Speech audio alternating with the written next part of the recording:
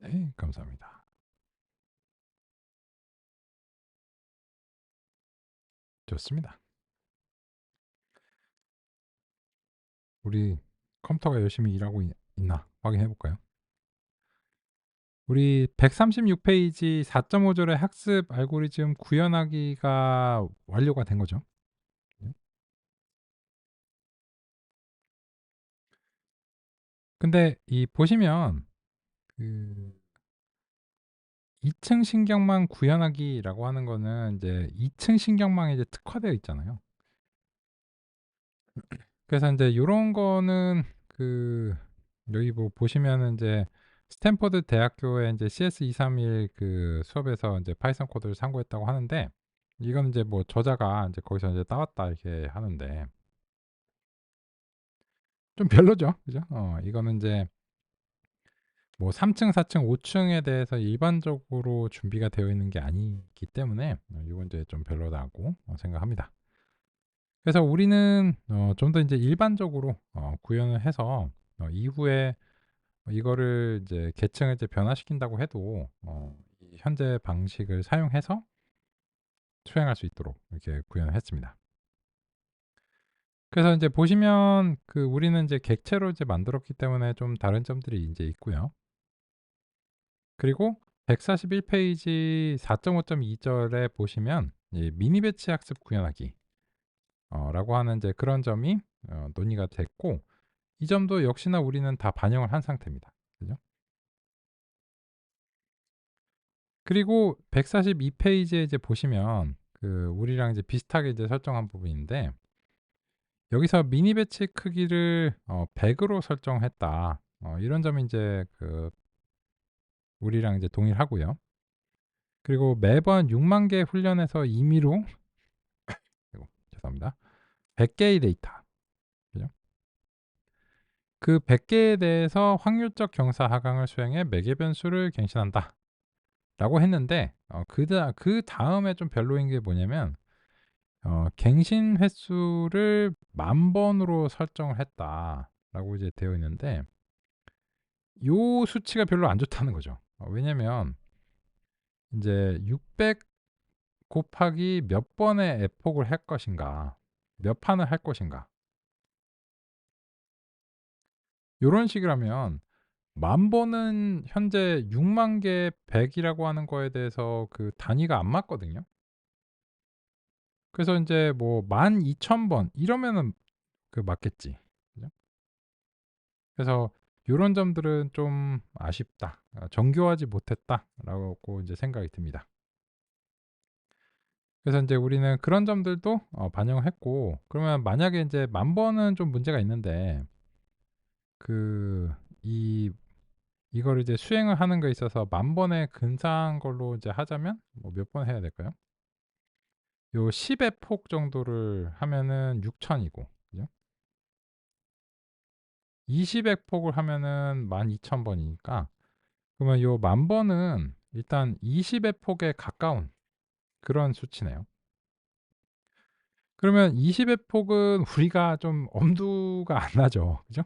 왜냐면 지금 요거를 이제 그 600 번을 하는데, 요게 그 5 시간에서 그 설정에 따라서는 인제 15 시간 정도 소요가 될 것으로 보이는데, 지금 상태에서 뭐 10의 폭? 20의 폭? 이러면은 뭐 언제 끝나겠어요. 진짜 다음 주에 끝나겠지. 그죠? 근데 만약에 그걸 기다렸어요. 기다리면 어쨌든 될 테죠. 될 테고, 그러면은 이렇게 막 이렇게 내려가 가지고 손실이 인제 0에 가까워진 듯한 요런 느낌적인 느낌이 난다. 뭐 이렇게 이제 돼 있어요. 그 그리고 인제 여기 이제 보시면 그 에폭에 대해서 소개를 이제 하고 있어요. 그래서 1 에폭은 훈련 데이터를 모두 소진했을 때니까 한 판이죠. 그죠? 그래서 10,000개 100 이면은 이게 100 조각이 한 판이 된다. 그 얘기를 이제 하고 있습니다. 고 얘기를 했으면 여기서도 그 10,000번 요 얘기도 잘해야지. 그죠? 요게 반영이 좀 덜 됐다라는 이제 생각이 듭니다.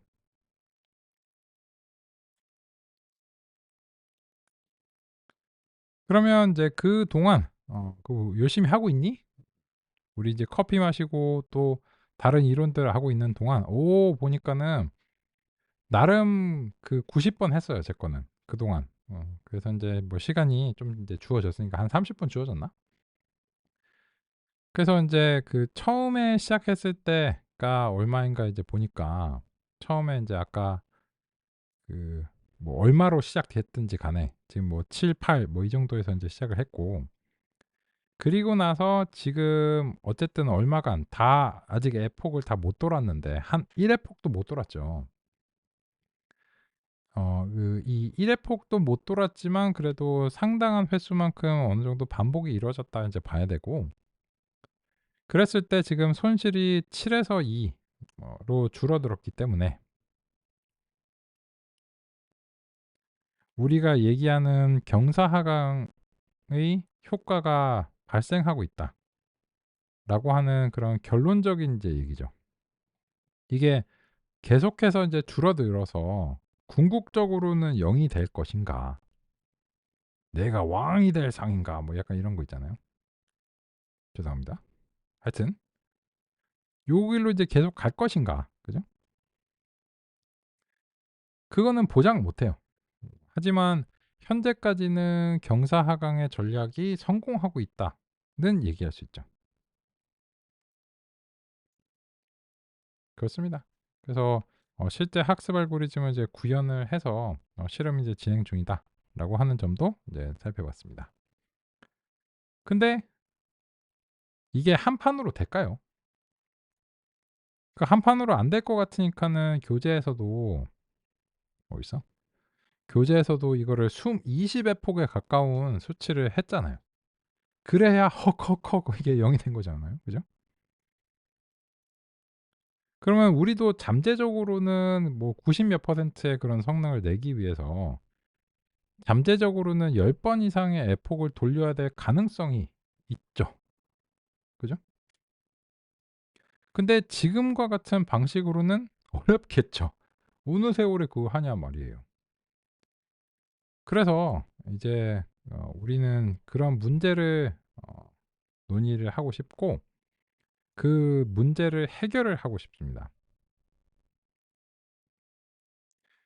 그래서 147 페이지의 5장 5차 역전파법이라고 하는 부분을 이제 요번 시간에 상대를 해 보겠습니다. 교차 엔트로피어 요런 게 쪼끔 잠깐 좀 밀리는데, 그 제 생각에는 인제 일단은 5차 역전파법으로 자꾸 인제 어그로를 끄지 말고 이제 짝 해 가지고 정말 1초 만에 끝나는지 한번 보자. 이런 거를 경험을 해 놓으신 상태에서 안심한 상태로 보는 게 좋을 것 같아요. '오늘 끝나기 전에 5 장을 끝낸다고 했는데!' 뭐 이러고 있으니까. 그래서 5장 끝내죠. 끝내고 나면 저 뭐 교차 엔트로피나 이런 거는 약간 땜빵이니까 그 땜빵 인제 메꾸면 되니까 그래서 일단은 5차 역전파의 중요도를 먼저 반영을 하겠습니다. 그러면 인제 147 페이지의 첫 번째 문단을 같이 보면서 살펴보겠습니다.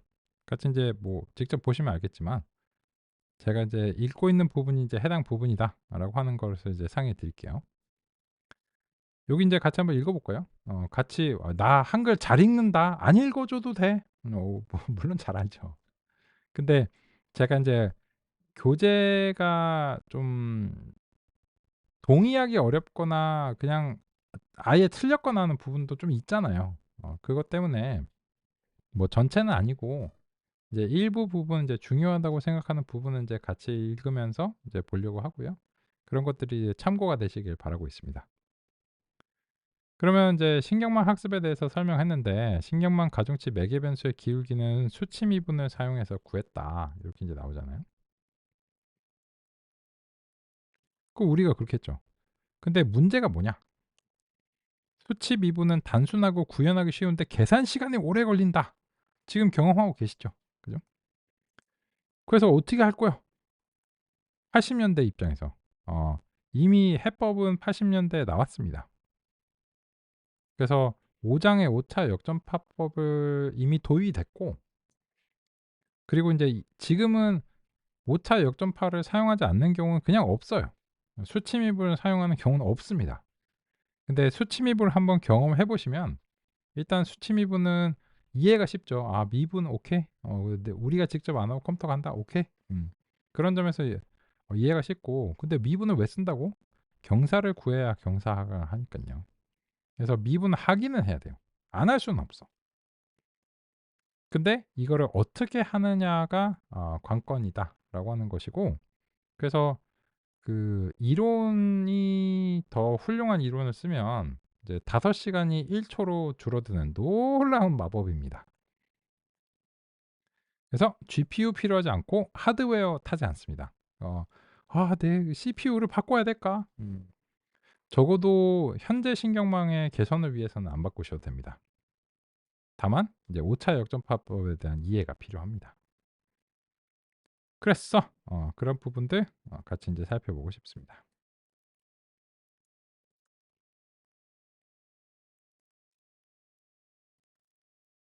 왜 이렇게 흐릿하게 나오는 걸까? 모르겠고요. 오차 역전파 같이 한번 이제 보도록 하겠습니다.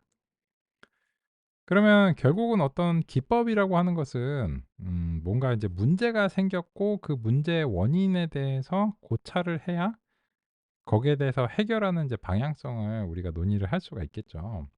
그러면 당장 이제 지적되어야 되는 것이 무엇이냐면 그 수치 미분의 어떤 문제 때문에 이게 계산이 느리냐, 그런 점을 우리가 통찰할 필요가 있습니다. 그래서 그 부분에 대해서 같이 살펴보도록 하겠습니다. 수치 미분은 각 변수에 대한 편미분을 수행할 때 변수의 가능한 작은 값을 더하고 뺀 다음 그 기울기를 구합니다. 그런데 문제는 편미분을 수행할 때 대상 변수 하나의 값만 바꿔도 전체 연산을 매번 다시 해야 한다는 것입니다. 예를 들어 다음과 같은 매우 간단한 구성을 가정해 보겠습니다. 손실에 대한 학습 매개 변수를 구하기 위해 수치 미분을 수행하면 각 층에서 매개 변수의 개수만큼 반복해서 연산이 필요합니다. 그런데 다음 계층들의 매개 변수들도 그렇기 때문에 전체적으로는 매개 변수의 조합만큼 재연산이 필요합니다. 첫 번째 층에는 9개의 매개 변수가 있고 두 번째 층은 8개의 매개 변수가 있어 수치 미분은 총 72번의 재연산이 필요합니다. 72번 정도의 재연산은 큰 문제가 아니라고 생각할 수 있습니다. 물론 그렇습니다. 그런데 문제는 변수의 개수가 늘어나고 층의 개수가 늘어나면 조합의 가지수가 폭발적으로 증가하게 된다는 것입니다.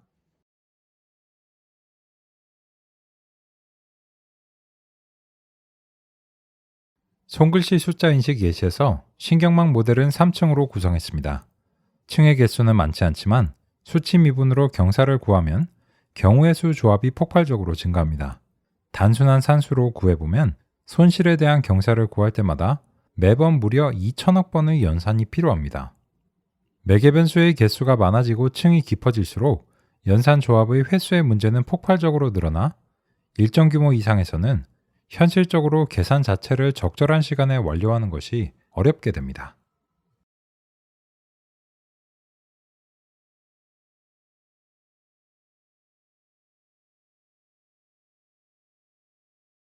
(1980년대와) 비교하면 컴퓨터 연산 성능은 10,000배 가까이 차이 납니다. 지금의 준수한 CPU에서 5분 정도 소요되는 연산이라면 1980년대의 컴퓨터에서는 1년 정도 소요된다는 의미입니다. 미니 배치 하나를 훈련하는데 현재 컴퓨터로 5분이 소요된다면 1에폭이 100개의 미니 배치로 구성된 경우일 때 500분이 소요됩니다. 같은 연산을 1980년대 컴퓨터로 수행하면 1에폭 훈련에 500년이 필요합니다. 신경망이 퍼셉트론과 달리 비선형성을 극복할 수 있다고 해도 500년을 기다리는 것은 어려울 것 같습니다. 게다가 훈련 결과가 마음에 들지 않으면 신경망 구성을 다르게 바꿔서 다시 훈련하고 결과를 살펴봐야 합니다. 1980년대 컴퓨터로 이런 작업을 수치 미분으로 수행하는 것은 지극히 간단한 데이터에 아주 얕은 신경망을 적용할 때나 가능합니다. 수치 미분적 방법은 이해가 쉽고 구현이 간단하지만 신경망 구성이 약간만 복잡해져도 연산의 요구량이 기하급수적으로 증가해 실제로 사용이 어렵습니다.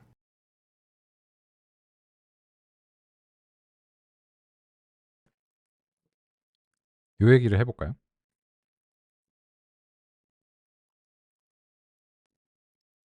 그리고 인제 현재까지 논의된 점들을 좀 이제 살펴보겠습니다. 이게 그 요 1980 년대의 컴퓨터 최고 수준의 성능은 1 이다라고 치면 2005 년에는 거기에 비해서 6,500배 정도의 이제 성능입니다. 근데 왜 2005 년을 했어? 2020 년대인데 지금. 그거는 지금 요 2005 년에 싱글 코어에서 3.6 기가헤르츠 64 비트 인텔 제온 CPU에서 달성을 했는데 지금 10 기가헤르츠로 동작하는 건 아니죠. 지금은 이제 멀티 코어가 되고 뭐 퍼포먼스 코어랑 뭐 이런 거를 막 이렇게 조합해 가지고 그 이제 성능의 조합을 최적화를 내는 건데 10 기가헤르츠로 동작을 할 수가 없어요. 빨라야 5 기가헤르츠거든요. 그 5 기가헤르츠도 막 터보 부스트하고 뭐 난리도 아니잖아요. 요 이상 되면은 인제 그 양자역학적인 간섭에 이라든지 혹은 인제 이게 너무 빨라지면 여기에 있는 전자가 요 끝에 도달하기 전에 벌써 클럭이 바뀌어 버리니까 그게 문제가 이제 된다고 합니다. 컴퓨터 과학적 상식. 그죠? 그래서 지금의 컴퓨터들이 인제 빨리 동작하는 거는 요 싱글 코어적인 측면에서는 아니죠. 지금의 것들은 이제 멀티 코어를 여러 개 코어들이 이제 많아지면서 빠른 것처럼 이제 느끼는 거죠. 근데 실제 연산적 측면에서는 2005 년하고 크게 다르진 않다라고 생각하고 그래서 이 멀티 코어가 없던 개념 어떤 시절의 이제 얘기니까 이제 동일한 비교를 하려면 2005 년하고 이제 비교를 해야 될 것 같아요. 그게 중요한 얘기는 아니지. 어쨌든 뭐 하여튼 뭔 기준으로 한다고 해도 제가 뭐 임의의 기준으로 이거를 잡았다고 쳐도 그러면 이제 이거를 사람의 시간으로 이제 환산을 하자면 이 성능에 대해서 2005 년에 만약에 5분 걸리는 연산이다 하면은 1980 년대에는 1년 걸렸다는 거예요. 그러면 지금 600의 폭을 만약에 그 1의 폭이 5분 걸린다 하면은 600 번을 이제 반복을 아니 600 번을 이제 반복을 해야 돼요. 그러면 뭐 세월이죠. 그죠? 실제로 사실 우리가 지금 30 초가 이제 걸리고 있다든지 이렇잖아요. 이거는 싱글 코어를 사용하는 건 아니에요. 멀티 코어를 이제 사용해 가지고 이제 하고 있고 거기에 대해서 추가적으로 설정해 주셔야 될 건 없고 내부적으로 이제 선택된 소프트웨어들의 이제 조합에 따라서 수행이 되고 있습니다. 그러다 보니까는 이제 코어가 많으면 많을수록 시간이 줄어드는 편이고 아까 인제 차이점 중에 인제 하나가 코어가 인제 적으면 뭐 4 코어나 6 코어 뭐 이렇게 되시는 경우에는 뭐 노트북도 그럴 수 있죠.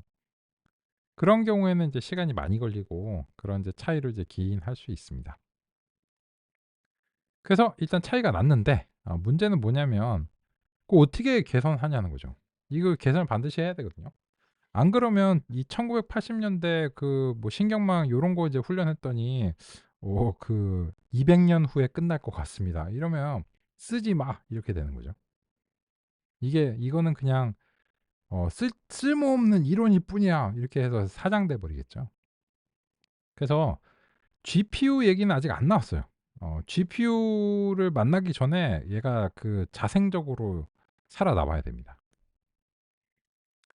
그래서 그 결과적으로 보면 살아남았습니다. 근데 그 방식이 무엇이냐면 1986 년에 정리가 됐다고 평가할 수 있는 5차 역전파라고 하는 이제 기법을 통해서 신경망이 이제 살았습니다. 그러면 준비된 내용으로 또 살펴보겠습니다. 신경망 학습에서 손실에 대한 경사를 구해야 한다는 목표는 동일하지만 그것을 구하는 방식은 두 가지입니다. 첫 번째로는 수치 미분입니다.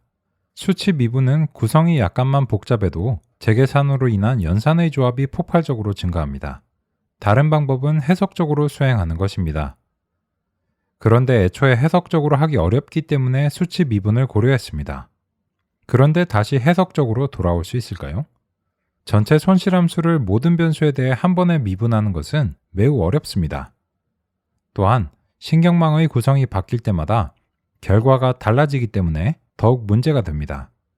두 개 이상의 연산 혹은 함수로 구성된 것을 합성함수라고 하겠습니다. 손실함수는 여러 연산으로 구성되기 때문에 합성함수입니다. 합성함수에 대한 미분을 해석적으로 구하는 효과적인 방법으로 연쇄법칙이 있습니다. 연쇄법칙은 17세기 미분의 기법으로 발명되었습니다. 연쇄법칙은 합성함수를 구성하는 각 함수의 미분의 곱으로 전체 미분을 구할 수 있다는 정리입니다. 합성함수를 해석적으로 한 번에 미분하는 것은 어려울 수 있지만 합성함수를 구성하는 여러 연산을 국소적으로 분해한 다음 각 국소적인 연산에 대해 미분을 구하는 것은 상대적으로 훨씬 쉬운 작업입니다. 국소적 미분의 결과를 모두 곱하면 합성함수의 미분이 됩니다. 연쇄법칙을 손실에 대한 학습 매개변수의 경사를 구하는 데 활용하는 것을 5차 역전파라고 합니다. 신경망 학습 최적화의 수단으로 연쇄법칙을 적용한다고 할 수 있습니다.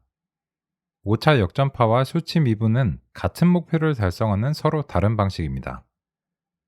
목표는 손실에 대한 경사 산출입니다. 수치 미분으로 연산을 수행하면 조합의 경로가 폭발적으로 증가하면서 연산에 어려움이 생깁니다. 5차 역전파는 경사 산출을 위해 단 한 번만 연산을 수행합니다. 한 번의 연산으로 경사를 산출하기 때문에 매우 효율적입니다.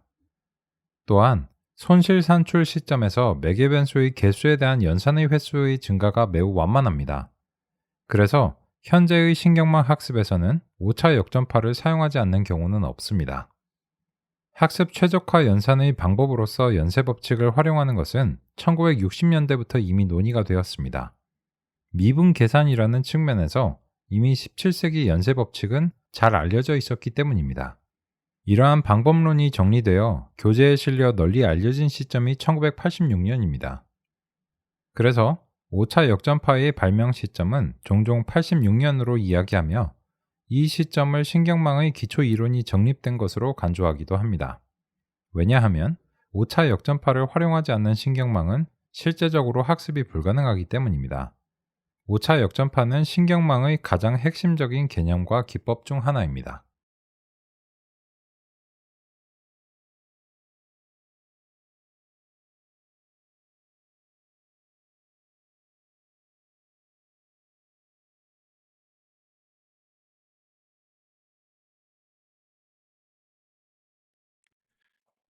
그러면 드린 얘기를 이제 조금 정리를 해 보겠습니다. 이걸로 이해가 되시진 않아요. 이거 이제 과정이 있고요. 그 과정을 겪으시면 결과적으로는 '아 이게 5차 역전파를 요약적으로 잘 표현을 한 것이다.'라고 공감하실 수도 있을 것 같습니다. 근데 지금은 그냥 기호장난 정도라고 생각하실 수 있는데 일단은 그 기호장난이라도 한번 해 보겠습니다. 그 우리의 목표를 먼저 서술을 해 보겠습니다. 목표는 DLDW입니다.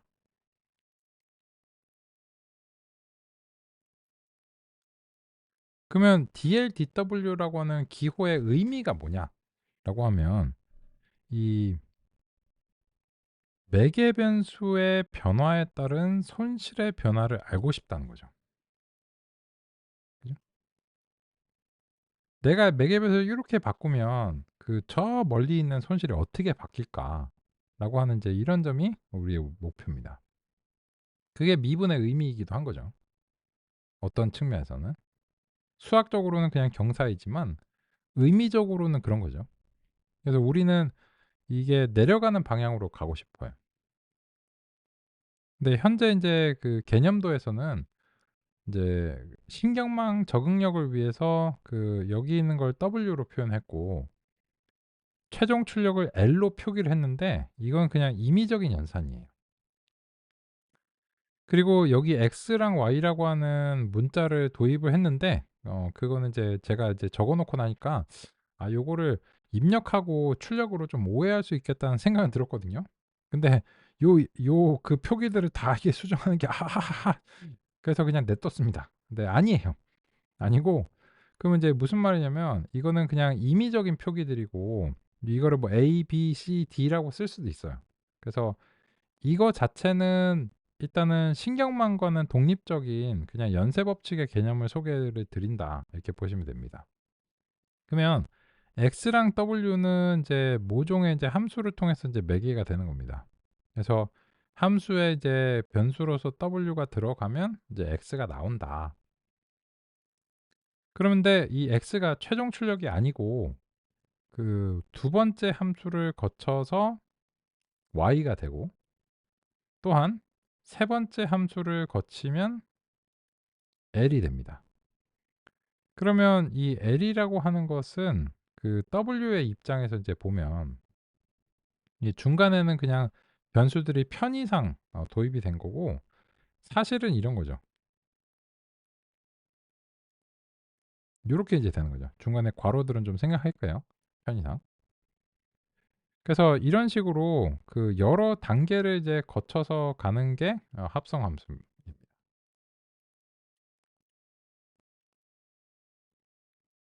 조직도 그렇잖아요. 그 저 대표 독대 뭐 이런 거. 그게 좋은가 나쁜가는 그 상황에 따라 달려 있겠죠. 그죠? 대표 독대 이런 거. 근데 보통 이 조직들이 이제 계층 구조가 있고 하면 인제 사원은 이제 대리님이 좀 이제 상담을 해 주시고, 대리님은 과장님이, 과장님은 부장님이, 부장님은 상무님이, 상무님은 대리님한테 이렇게 이게 체계가 있잖아요. 그죠? 그게 일종의 합성함수죠. 그래서 이게 그 사원이 이 대표 그 사무실 문을 팍 차고 들어가서 "대표님!" 이렇게 하는 거는 직접 연결이 돼 있는 거죠. 그죠? 좋은지 나쁜지는 그건 뭐 경우에 따라 달려 있겠지만요. 근데 왜 그런 비유를 드냐면 실제로 이 신경망의 매개 변수가 손실함수에 직접 연결이 안 돼 있죠.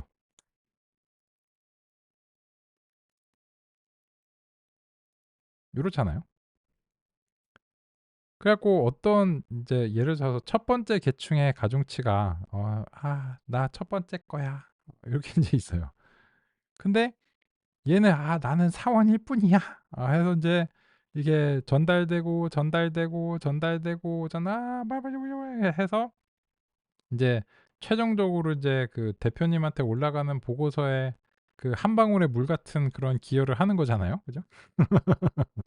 근데 그 어쨌든 그게 전체 조직에 이제 파급이 되죠. 그래서 인제 그 이 최종적인 영향력이 얼마나 될지는 모르겠지만 어쨌든 영향을 줘야 되는 건 사실이에요. 안 그러면은 "왜 왔냐?" 이거죠. "너 아무것도 안 하고 여기 영향을 안 요 매출이나라든지 이런 거에 영향을 안 미칠 거면 너 여기 왜 있냐?" 이런 소리를 듣겠죠. 그래서 뭐라도 해야 되겠죠. 뭐라도 해야 됩니다. 뭘 했어.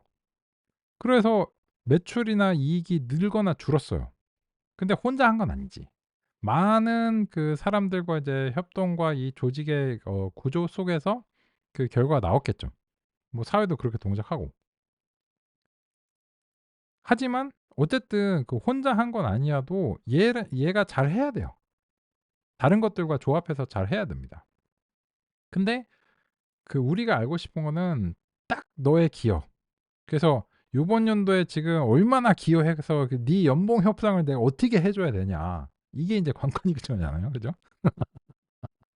민감한 주제네, 생각해 보니.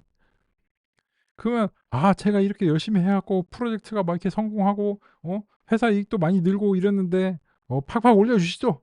하면은 이제 관건이 이거죠. 너의 기여가 매출에 얼마나 영향을 미쳤는지 독립적으로 잘 이거가 연산이 돼야 되잖아요. 근데 항상 인제 그 문제가 되는 게 뭐냐면 회사 입장에서는 "너 여기 없었으면 과연 네가 이걸 할 수 있었을까?" 뭐 이딴 소리 하죠. 그잖아요. 그리고 인제 그 반대 입장에선 "내가 기여 안 했으면 네가 이거 할 수 있었을까?" 이딴 소리 하죠. 그죠? 둘 다 맞죠. 둘 다 맞습니다. 혼자서는 안 되고 또 얘가 없으면 안 되는 거예요. 신경망도 마찬가지로 뭐 수만 개, 수십만 개, 수백만 개, 수조 개의 매개 변수들이 서로, 서로 동시다발적으로 잘해야 돼요. 혼자 잘한다고 이게 되는 일이 아니거든요. 그래서 상당히 어려운 문제죠. 굉장히 어려운 문제입니다. 근데 그거 해내야 돼. 그래서 이게 뭐 수십억 개의 차원에서 경사각을 수행해야 되기 때문에 요 각각들이 서로 잘해야 됩니다. 어느 하나 인제 잘못하면 전체적으로 문제가 생길 수 있는 거예요. 그래. 그래서 수치미분했잖아. 맞아요. 그거는 인제 사실이에요. 근데 문제는 이게 간접적으로 연결돼 있다 보니까 미분 구하기가 어렵다라고 하는 것이고, 그래서 이게 인제 우리가 그 고민이 있어서 수치 미분을 한 거예요. 근데 지금 너무 느려요. 이렇게 해서는 도저히 안 될 것 같아. 그러니까 이런 거죠. 조직에서 너의 기여를 제대로 평가를 해야 될 것 같아. 그래야 뭐 연봉 협상을 뭐 하든지 말든지 할 거 아니야. 우리 진지해. 제대로 해 줄게." 했는데 그 평가 자체를 하는데 위원회가 생겨야 돼. 그리고 그 위원회가 거의 뭐 역학조사급으로 막 이렇게 조사를 해요. 막 "너 옆에 있는 동료한테 물어보고 우리 동료 평가를 한번 해볼 거야." 뭐 이러면서 막 이렇게 해. 그러면서 이렇게 시간이 막 가요. 그러면 인제 그 조사가 완전히 완결되는데 한 5년 걸릴 것 같아. 내가 그전에 퇴사하고 만다. 뭐 이런 일이 발생하죠. 조사를 해 보니 그때 그 5년 전에 너의 기여는 별거 아니었어." 뭐 이러면은 서로 힘들지. 그죠? 그래서 그거보다 빠른 방법이 필요하다는 거예요.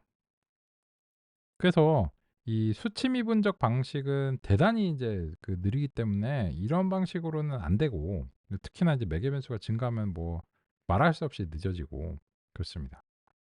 GPU, GPU 이미 5차 역전파를 쓰고 있는데도 느려서 GPU를 쓰는 거예요. 그러니까 5차 역전파를 쓰냐 안 쓰냐의 문제는 이미 80 년대 이후에는 끝난 문제예요.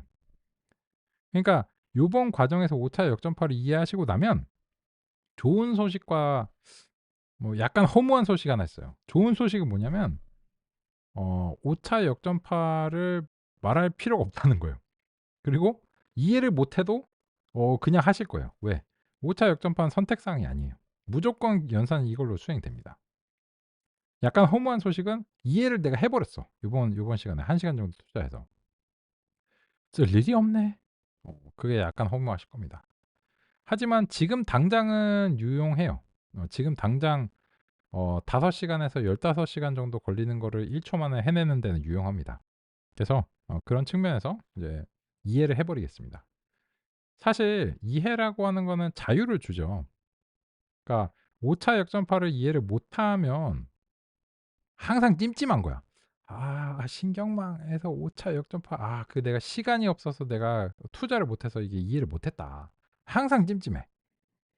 근데 한 번 1 시간 딱 이렇게 투자를 하고 나시면 아마 요번 시간에 이해가 되실 거예요.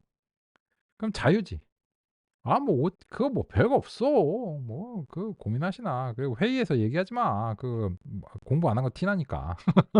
이렇게 인제 얘기할 수 있는 거예요.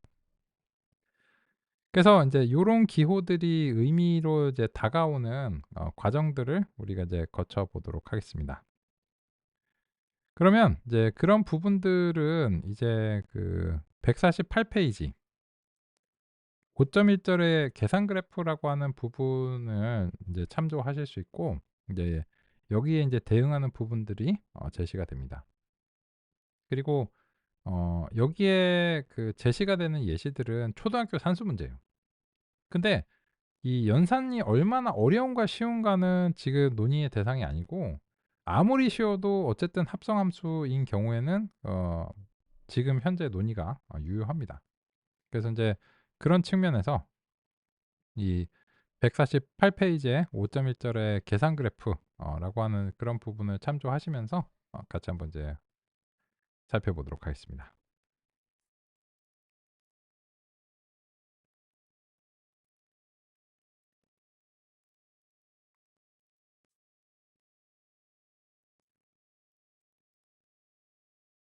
연쇄 법칙을 사용하기 위해서는 합성함수를 국소적인 연산으로 나누어 표현하는 것이 도움이 됩니다.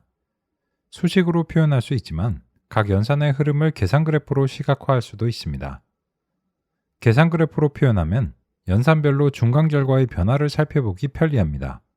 또한 연쇄 법칙을 시각화하는 데도 도움이 됩니다. 다음의 간단한 예시로 살펴보겠습니다. Z는 합성함수입니다. X와 Y를 더하는 연산 하나와 그 결과를 제곱하는 두 개의 연산으로 구성되기 때문입니다. 아무리 간단해도 두 개 이상의 연산으로 구성되어 있으면 합성함수입니다. 이것을 계산 그래프로 표현하면 다음과 같습니다. 계산 그래프는 계산의 흐름을 그래프로 표현합니다. 각 연산을 동그라미 모양의 노드로 표시하고 데이터가 전달되는 흐름은 그래프의 화살표로 표시합니다. 계산 그래프에서 입력으로부터 출력을 향해 값들이 전달되는 과정을 순전파라고 합니다. 신경망에서도 순전파라고 하는 용어를 사용하는데 신경망도 임의의 합성함수이고 그러한 함수에 대해 값들이 입력에서부터 출력을 향해 전달되기 때문에 그렇습니다. 그럼 요 얘기 같이 해볼까요? 그러면 이제 요 x, y 더하기 연산에다가 제곱하면 이제 이게 합성함수입니다. 아무리 간단해도요. 근데 예전에 이제 계산 그래프라고 하는 것을 처음 들어보신 분들도 많으실 거예요. 왜냐면 이게 우리가 초등학교, 중학교, 고등학교 교과 과정에서는 계산 그래프에 대한 얘기가 적어도 저 배울 때는 이런 논의가 없었던 것 같거든요. 그래서 계산 그래프에 대한 개념이 뭐 교과 과정에 있는가 없는가는 뭐 정확하게 모르겠지만 뭐 제가 배웠을 때 이걸 활용했던 기억은 없습니다. 근데 만약에 그때 알려줬더라면 좀 편하지 않았을까라는 생각도 들어요. 왜냐면 예를 들어서 인제 요런 공식을 주고 이거 뭐 Z를 계산해라. 그러면은 인제 X 뭐 1 하고 Y가 2 값이 있어요. 그러면 요 더하기한 결과를 요 위에다가 이렇게 체계적이지 않게 3 써 놓고 3 에다가 이렇게 제곱해 가지고 '아 요거 인제 9 다.' 요런 식으로 이제 보통 많이 계산하고 막 수능 문제 같은 거 풀 때도 막 모의고사나 수능 문제 뭐 문제집 위에다가 요 구체적인 숫자를 막 집어넣어 갖고 막 연산을 수행하잖아요. 그죠? 그런데 이 계산 그래프를 쓰면은 뭐 좀 번잡하다라고 생각하실 수 있는데 되게 장점 중에 하나가 뭐냐면 이게 중간 결과를 딱 흐름을 볼 수 있고 표기가 체계적이에요. 그래서 x는 1이고 y는 2다 하면은 더하기 연산을 거쳐서 얘가 이제 3이 되는 거고 그게 제곱 연산을 거치면 이제 9가 된다. 이런 식으로 연산이 인제 어디서부터 흘러와서 중간의 결과를 어딘가에다가 지금 요렇게 체계적이지 않게 막 써 놓잖아요. 근데 그게 인제 좀 체계적인 거죠. 그리고 뭐 이 어딘가에다 저장하기 위해서 막 중간 변수를 도입하고 이러는데 그런 걸 좀 덜 해도 되죠. 일단 그런 점에서 계산 그래프가 연산의 흐름이라든지 중간 결과를 표현하는 데 있어서 유리합니다. 그거는 알겠는데 그게 연산의 속도랑 무슨 상관이지? 음. 그래서 인제 계속 알아보겠습니다. 계산 그래프는 국소적 연산으로 전체 합성함수를 표현하는 것이 특징입니다. 각 국소적 계산은 그래프의 노드로 표현됩니다. 어떤 합성함수를 구성하는 국소적 연산을 F라고 하겠습니다. 이 연산의 입력은 X, 출력은 Y라고 하겠습니다. 이때 해당 연산의 입력은 최종 합성함수의 출력 Z와 간접적인 관계가 있습니다. 최종 출력의 입장에서 보면 Y는 중간 출력입니다. 이때 국소적 연산 F의 입력 X의 변화에 대해 최종 출력 Z의 변화량을 알고 싶습니다. 기호로는 dgdx라고 표현할 수 있습니다. X와 Z는 간접적으로 연결되어 있는데 연쇄 법칙에 따르면 국소 연산의 입력과 출력의 변화량의 관계 dy dx를 구하면 전체 합성함수의 미분을 구할 수 있습니다. 왜냐하면 이전 연산으로부터 미분이 전달되는 것을 연쇄 법칙이 보장하기 때문입니다. 최종적으로 국소 연산의 입력과 전체 합성함수의 출력의 관계는 이전 연산으로부터 미분값을 전달받아 결정됩니다. 그래서 입력에서 출력이 발생해 나가는 순전파와 반대의 방향으로 미분이 전달됩니다. 그래서 역전파라고 합니다. 그러면 요 얘기를 이제 해보면 요 국소, 로컬이라는 의미에서 이제 국소고 어떤 임의의 연산이 있는데 그 임의의 연산은 이 Z로 향하는 여정 중에 그냥 하나예요. 그 이후로 인제 수많은 인제 함수들이 인제 있다. 뭐 수많을지 모를지 모르겠는데 뭐 한 개 이상이라고 할게요. 그래서 한 개 이상의 어떤 연산이 있으면 합성 함수죠. 근데 우리가 원하는 게 뭐냐면 지금 현재 요 x랑 저 멀리 있는 z랑의 연관관계를 알고 싶은 거예요. 근데 이게 어렵죠. 왜 어렵냐면 뭐 비유하자면 이런 겁니다. 예를 들어서 인제 코로나 상황 같은 때 제가 마스크를 만약에 안 쓰고 막 돌아다닌다. 그죠? 다들 이제 써야 된다고 뭐 법으로 강제돼 있는 상황에서. 그러면 제가 뭐 이렇게 주장한 거죠. "아 나 하나쯤이야. 나 하나쯤 그 마스크를 안 쓴다고 대한민국이나 전 세계 감염률에 무슨 상관이냐." 이렇게 주장하는 거가 쉽지가 않아요. 그죠? 그 실제로 상관이 없을 수도 있어요. "나 그냥 은둔형 외톨이야." 뭐 이렇게 해 가지고 이게 뭐 그냥 그 집안에 틀어박혀 있겠다. 그럴지 아닐지 뭐 알 수가 없잖아. 그죠? 뭐 뭐 전자팔찌 발찌 찰 수도 없는 거고 전 국민한테. 그래서 어쨌든 강제했는데 이런 거죠. 이게 직접 연결된 건 잘 알 수 있어요. 실제로 그 내 예를 들어서 아기가 어린이집에서 감기 걸려요. 엄마 아빠 직방이지 뭐. 그죠? 반대도 마찬가지고요. 그거는 이제 상대적으로 이제 직접 연결된 거니까 아기가 걸렸을 때 나의 감기 확률은 상당히 나와 있습니다. 그죠? 근데 내가 코로나 걸렸을 때 내가 마스크를 안 쓰고 쓰는 거에 따라서 우리나라 전체 감염률이 얼마만큼 어떻게 바뀔까는 그걸 알기가 좀 어렵죠. 그죠? 그런데 이 연쇄 법칙에 따르면 연산 자체는 되게 수월하게 수행할 수 있다는 거예요. 어떻게? 목표 기호를 우리가 공감할 필요가 있는데 DZ-DX라고 부를게요. 아까 상의 드린 이유로 인해서요. 그래서 X의 변화량에 따른 최종 출력의 변화를 알고 싶어요. 근데 우리가 할 수 있는 거는 X와 Y, 가족들처럼 직접 연결된 사람들, DY, DX는 알 수 있는데 여기는 뭔 일이 일어날지 몰라요. 요 가서 내가 누구를 만나서 뭔 얘기를 할지 실제로 뭐 코로나 걸렸을 때 역학조사 이런 거 그거는 사실 산술적으로 어려워요. 정말 수고해 주셔서 되게 안쓰러운 마음이었지만 이게 그 누가 누구를 만나고 또 누가 누구를 만나고 하면은 예를 들어서 두 명의 사람이 있는데 그 사람이 두 명의 사람을 만나. 그 사람들이 두 명의 사람을 만나. 그 사람들이 두 명의 사람을 만나. 이러면 그냥 폭발적으로 증가하기 때문에 사실 이거는 거의 초창기 몇 건 아니고서는 힘들거든요. 산술적으로 안 되잖아요. 그죠? 그래서 인제 그런 측면에서 이제 봤을 때 이게 기하급수적으로 이제 제고를 하니까는 전 국민 절반이 사실 걸렸죠. 이미 걸려 버리고 이제 지나갔고 저도 인제 걸렸었는데 당시에 저는 인제 뭐 요 방송으로 이제 진행하고 하다 보니까 뭐 전파를 통해서 코로나가 오진 않잖아요. 근데 어느 날 저도 코로나 걸린 거예요. 뭐지 그 그때. 그래 갖고 안방에 일 주일 동안 갇혀 있었거든요. 우리 부인이 그 밥을 뭐지 막 이렇게 안방 문을 잠깐 열고 밥을 막 이렇게 던져 줬어요. 거의 세균 취급 받았죠. 음. 뭐 아기가 있으니까 그래야 된다고 생각합니다. 그래서 이제 그랬었고 그랬었는데 우리가 인제 사실 알고 싶은 거는 그래서 최종 출력과 입력과의 이제 관계를 알고 싶거든요. 근데 이 연쇄 법칙이 알려주는 거예요. "오 그러면 일단은 직접 연결된 거 DY, DX는 할 수 있어? 응?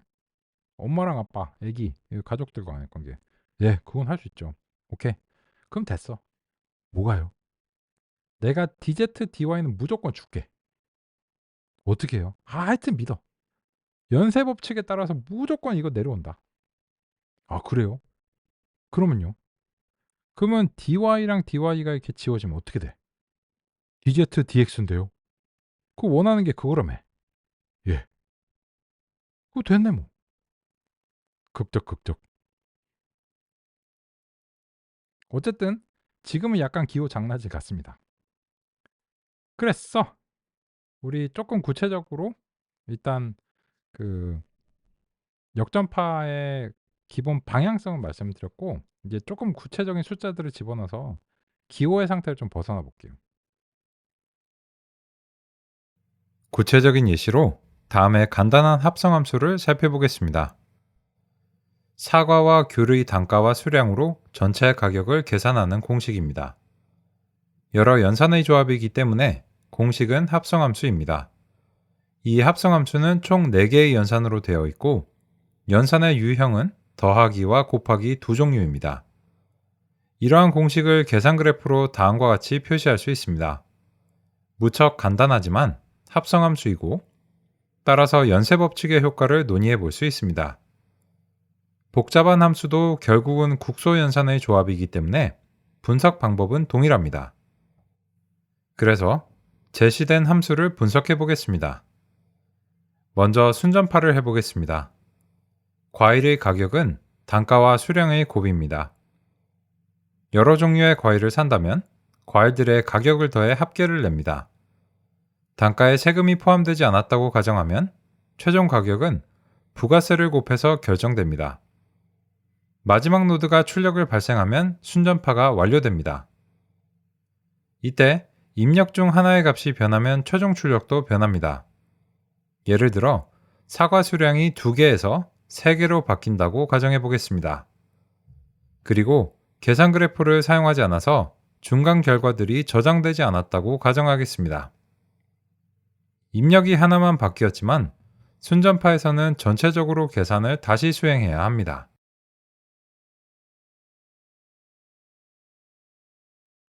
요 점 얘기해 볼까요? 이제 요런 구체적인 사례를 통해서 우리가 인제 재계산이 어디서 발생하는가도 한번 확인해 볼 필요가 있을 것 같습니다. 초등학교 산수 문제죠. 그죠? 근데 어쨌든 요 가격이라고 하는 것이 그 F1, F2, F3, F4라고 하는 그런 연산들의 조합이기 때문에 이게 아무리 어렵든 쉽든 어쨌든 합성합성인 건 마찬가지예요. 그래서 더 어려운 예시를 들 필요는 없습니다. 차라리 그런 게 오히려 그런 것들은 방해가 된다라고 생각합니다, 우리의 이해에서. 그래서 이제 가능한 가장 단순한 연산으로 오차 역전파를 이해를 해 버리는 게 좋다고 생각합니다. 그럼 이제 보시면 뭐 715 알겠죠. 그죠?